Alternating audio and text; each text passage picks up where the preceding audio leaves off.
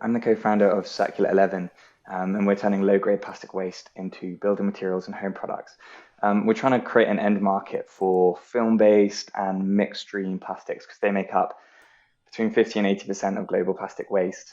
So we use composite technology and biocomposite technology to layer in natural fibers to make it rot resistant and strong.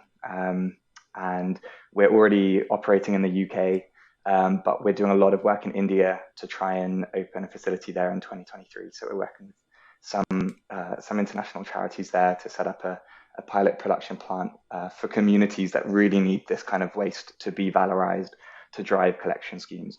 And it came about, my master's is in English, so nothing to do with polymer processing or engineering. And I never thought I would get into this kind of space.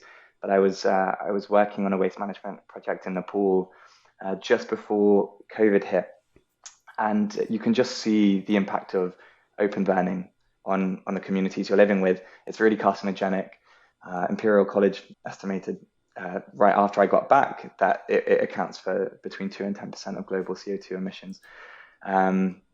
So it was really motivating because I thought I just want to use the UK's R&D specialism, the amount of support that we have in our business ecosystem to try and create a product which can valorize the kind of waste streams that are causing so much damage in communities that